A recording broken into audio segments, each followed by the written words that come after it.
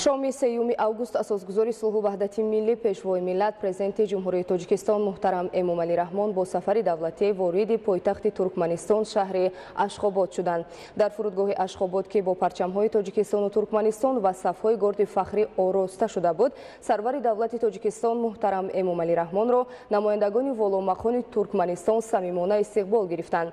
در چارچوب برنامه سفر دولتی امروز میان پرزیدنت جمهوری تاجیکستان امومعلی رحمان و پرزیدنت ترکمنستان گوربانگولی بردیمحمدов و هیئت‌های رسمی دو جانب ملاقات و مذاکرات رسمی سطح عالی جریان گرفته، مسئله‌های وابسته به رشد مناسبات دوستی و گسترش همکاری بسیار پهلوی دو کشور بررسی می‌گردد. در نظر است که از روی نتیجه ملاقات و مذاکرات سطح عالی یکچند سند نوی همکاری به امضا رسد. این سفر ادامه منطقی دیدار و ملاقات‌های سطح عالی میان دو کشور بوده، انتظار می‌رود که نتیجه‌های آن به گسترش بیشتر مناسبات دوستی و همکاری سودبخش دو کشور تکانی جدی بخشد. تشریف دولتی پرزیدنت جمهوری تاجیکستان و ترکمنستان بهره برداری از امکانیت‌های استفاده نشده همکاری به نفع مردمان هر دو کشور میباشد. امروز سفر دولتی اساسگذار صلح و وحدت ملی پیشوای ملت پرزیدنت جمهوری تاجیکستان محترم امومعلی رحمان در ترکمنستان با مراسم استقبال باشکوه در میدان استقلال شهر اشخاباد آغاز یافت. برای استقبال مهمان عالی مقام پرزیدنت جمهوری تاجیکستان محترم امومعلی رحمان میدان زیبا با پرچم‌های دولتی دو کشور، صف‌های گارد فخری ترکمنستان و ارکستر اسباب‌های نفسی آراسته بود. سرور دولت تاجیکستان محترم امومعلی رحمان را پرزیدنت ترکمنستان گوربانگولی بردیمحمدов استقبال گرفته به بالای شاهصوفه فخری دعوت نمود. مراسم با شکوه استقبال با گزارش فرمانده گارد فخری، صدا دادن سرودهای ملی دو کشور، گذشت سران هر دو دولت از نزد جزهای گارد فخری، عرض احترام مهمان عالی مقام به پرچم دولتی کشور میزبان، سلام عرض داشتن به افسران و سربازان گارد فخری و شناسایی با هیئت‌های رسمی دو جانب ادامه یافته. با گذشت نظامی جزهای گارد فخری از نزد سران دو دولت به پایان رسید. پس از انجام مراسم استقبال رسمی، هنگام حرکت از میدان استقلال تا قصر آغوزخان، автомашین اولی قدر پرزیدنت جمهوری تاجیکستان محترم امومعلی رحمان را قرول فخری اسب سواران همراهی کردند.